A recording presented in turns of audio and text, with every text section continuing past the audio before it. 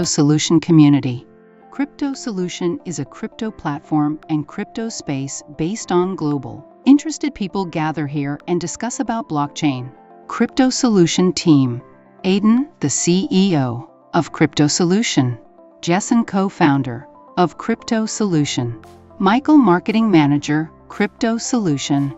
Crypto Solution host. Today, Ask Me Anything session with AetheriumX. Today, Crypto Solution AMA host, Caitlin, and our honorable guest, Paula, CEO, John Claude, CMO, Mike, Head of Americas, Goran, Marketing Director, APAC. Disclaimer: Crypto Solution various crypto projects present their products or services, explaining how they aim to solve specific issues in the blockchain or crypto space.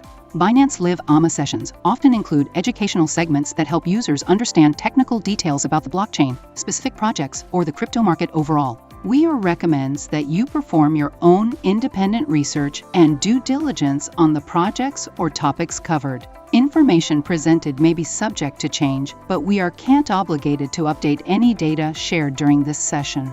Giveaway box, $100 USDT. About AetheriumX. AetheriumX is a modern Web3 platform designed to bring together different blockchain services into one simple and user-friendly ecosystem.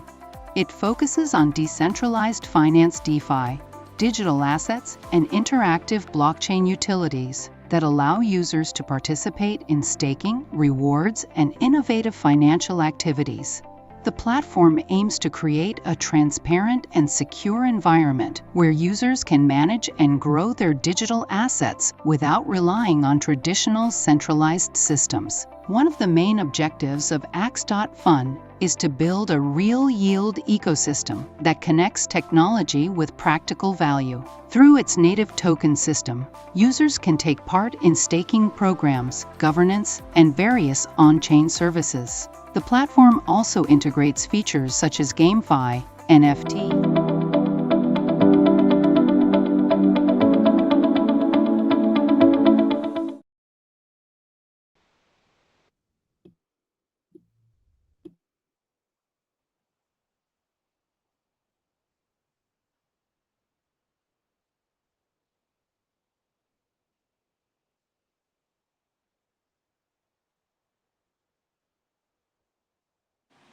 All right, we're all good to start, so give me a thumbs up, guys, if everyone's ready.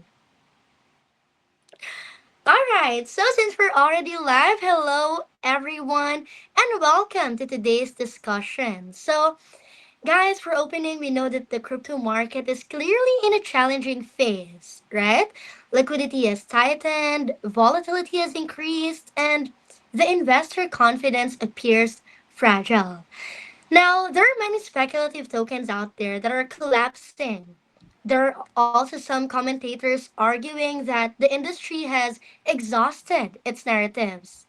So for today's AMA, we're going to be joined by the team of AetheriumX to discuss whether this is merely a cyclical downturn or something more structural. And also, we'll be talking about how serious projects should respond. So hi guys, thank you for being here. Welcome, Goran, Paula, Mike, and John. Hello, hello. Nice to meet you. To meet you. Nice to meet you. Hello. All right, guys, once again, welcome. Now, let us begin at the macro level, okay? So, of course, just to give everybody a huge overview, a broad context on this. Guys, do you think this is simply another typical crypto cycle, or are we witnessing a deeper structural shift?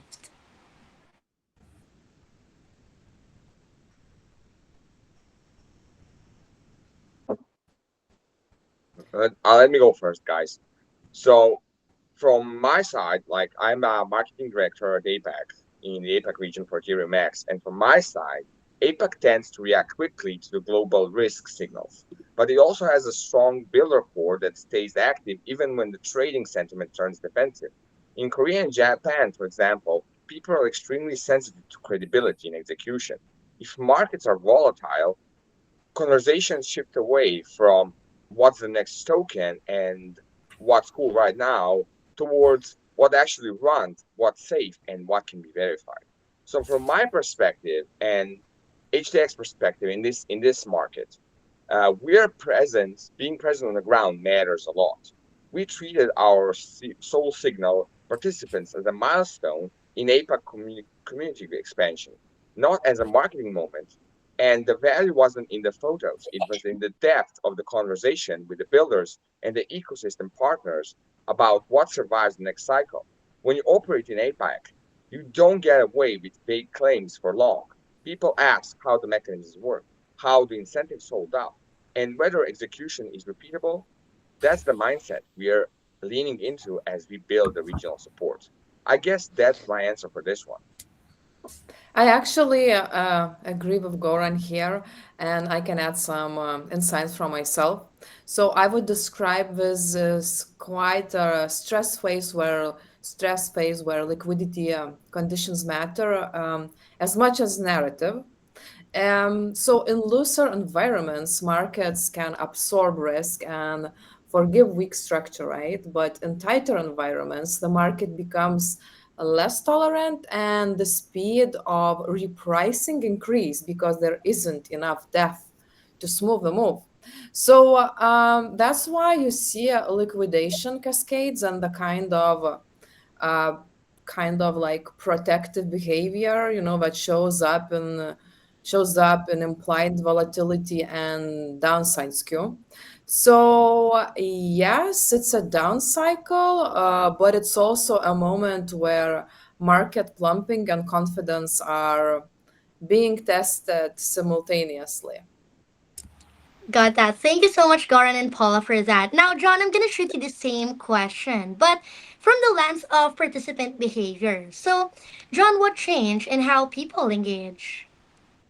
Yeah, I think people are behaving like this is a regime shift, not a 1 week panic. You can see that is how participants are willing to pay for protection and how selective participation when liquidity feels thin. So, in practical terms, it means the market stops rewarding the loudest story and starts rewarding the simplest story. And that is the most verifiable output. Because in stressed conditions, verification is what reduces uncertainty. Got that. Thank you very much, John. Now, since Goran already gave us an idea on the specific regions, right, in Japan, Korea, and even the broader APAC, let me shift it over to Mike. Okay, so Mike, can you give us the America lens? I mean, does it look similar or is it different? It's similar in the sense that liquidity and confidence are the common denominator, but the Americas are more bifurcated. In the US, narrative is constrained by regulatory uncertainty and institutional caution. And that makes cycle feel sharper, while in LATAM, you still see persistent demand for real utility, right? But adoption decisions are more pragmatic, and people care about reliability, access, and compliance because the downside of failure is personal. This is why in a cycle like this, defensive positioning isn't just a trading term, but it's how users behave too. People will only stick with systems that feel stable, uh, reliable, and built to last. So, for example, this is what AetheriumX is. Got that, Mike. Thank you very much. Now, guys, moving ahead, let us talk liquidity because it is technically the word that everyone uses and only few can define. So, Reuters has described thin liquidity and shrinking depth contributing to more erratic moves. And we've also seen the second order indicators, right? Like a liquidity provider freezing withdrawals. So let me hand it over first to Paula. So Paula, how should the listeners interpret thin liquidity right now?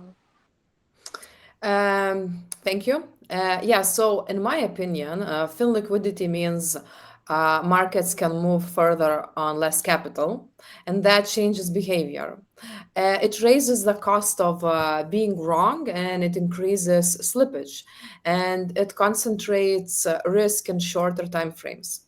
So that's why you see more protection buying, and why volatility can be driven by positioning dynamics rather than broad conviction.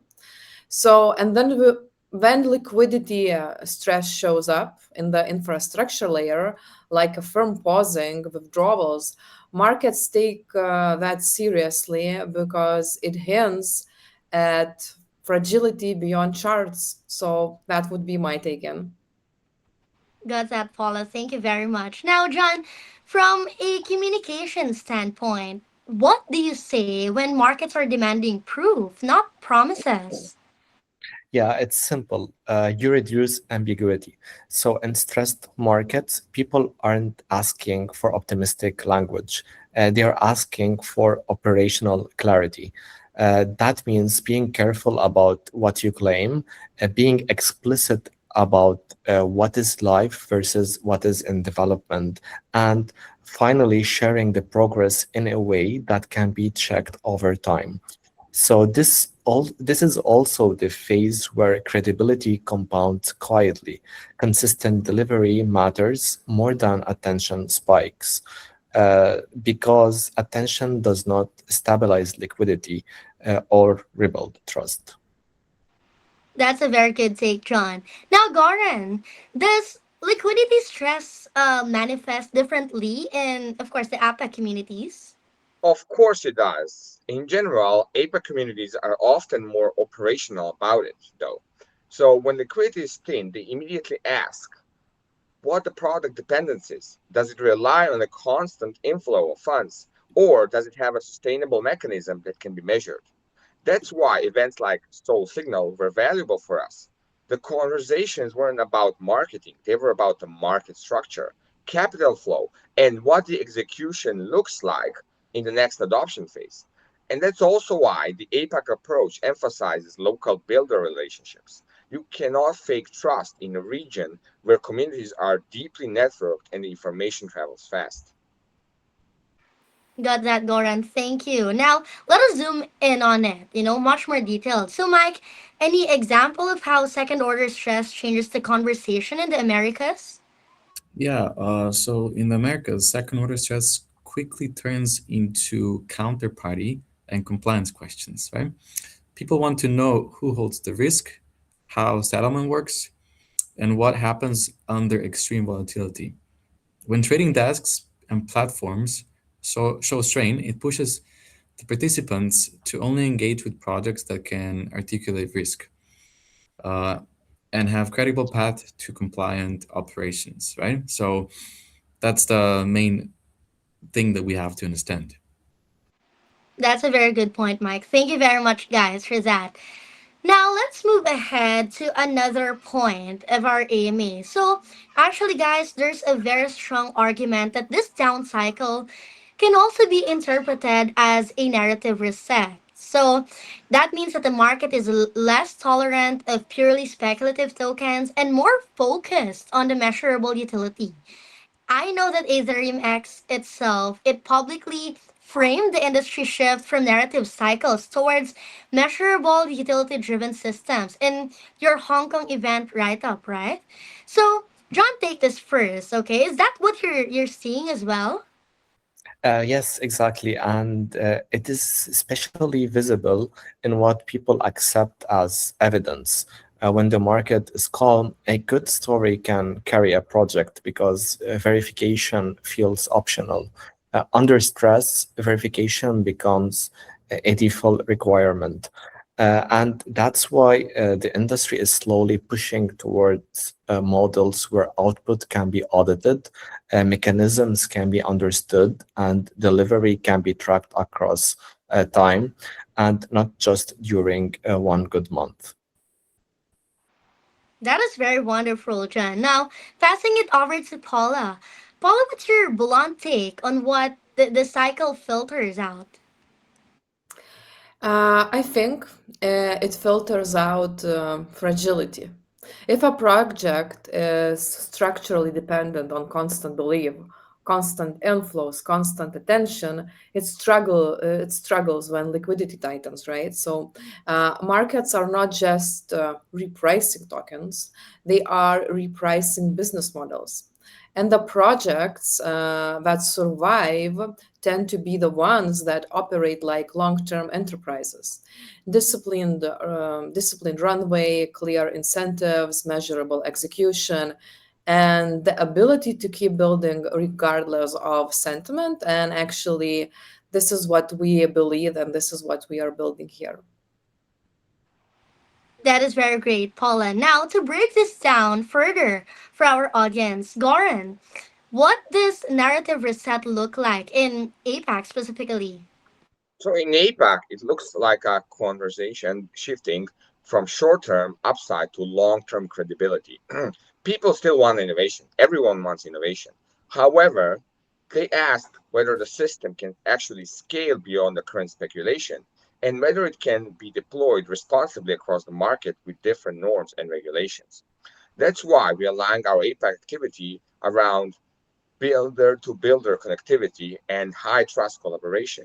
In Hong Kong, the Silent Rose event explicitly emphasized substance and execution, and we supported it because that's what the next market structure reward looks like.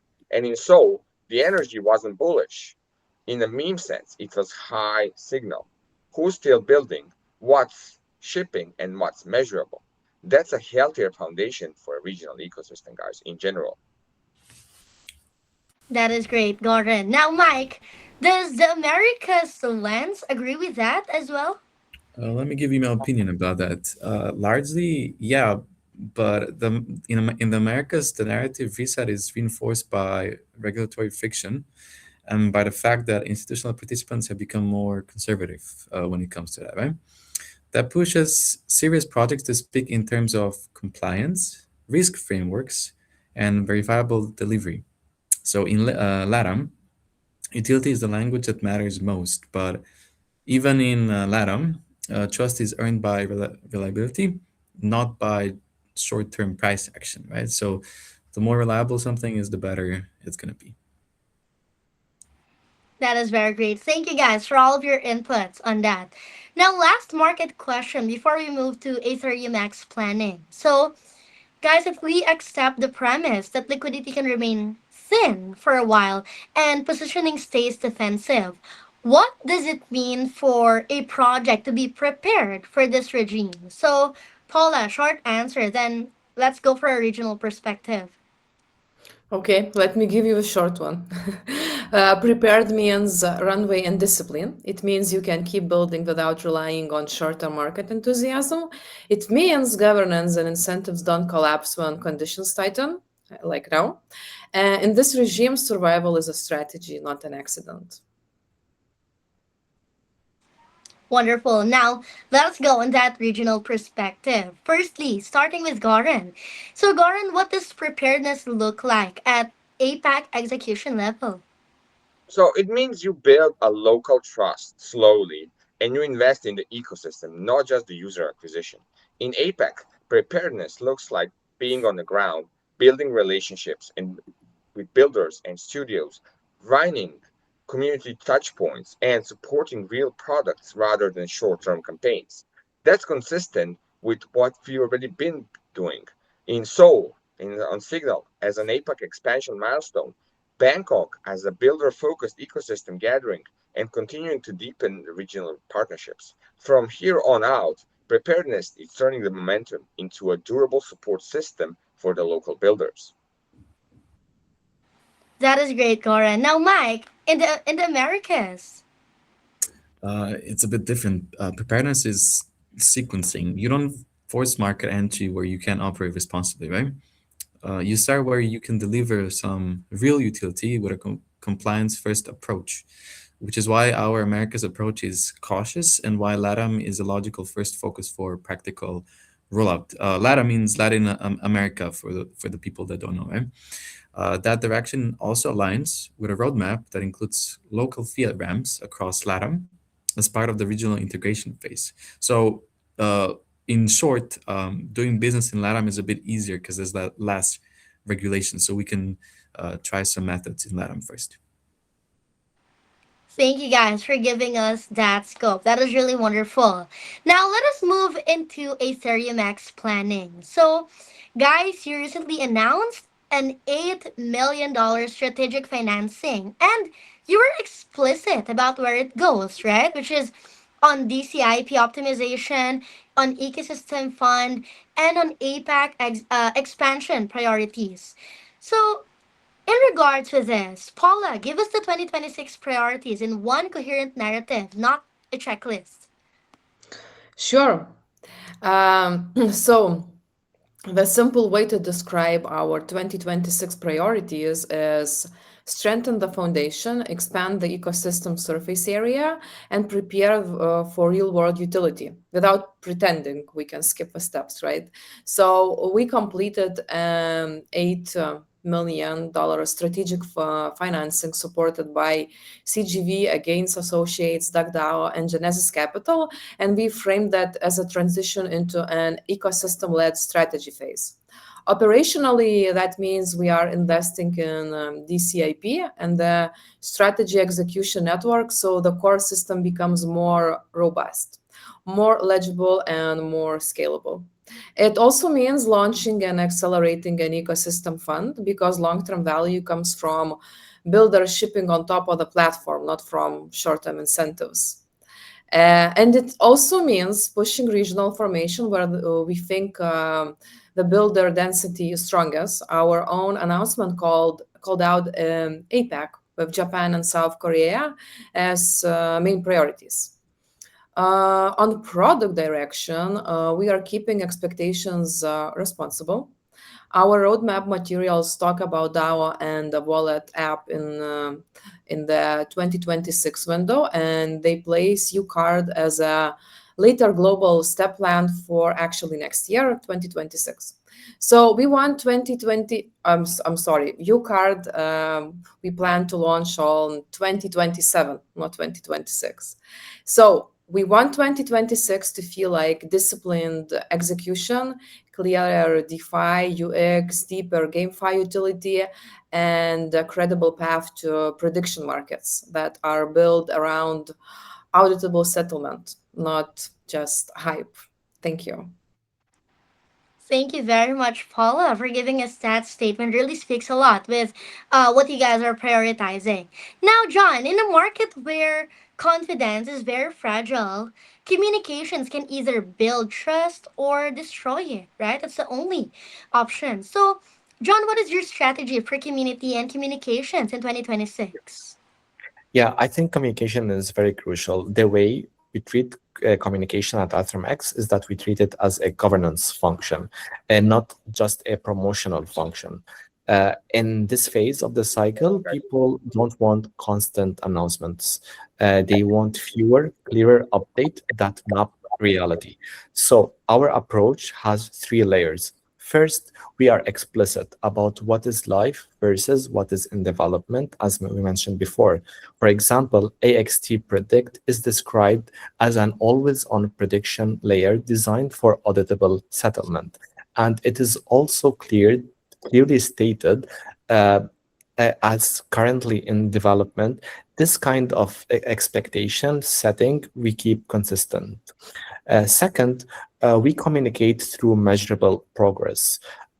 What was shipped, what was improved, and what feedback we got, and what changes because of it.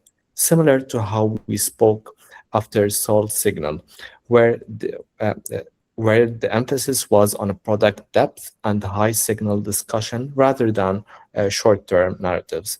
Third, we treat regional communities as partners, not as audience. That means more builders-oriented touchpoints like Bangkok's APAC Game Exchange Hub, a theme co-building, not passive marketing. In a down cycle, credibility compounds slowly. Our job is to make the system legible and progress trackable.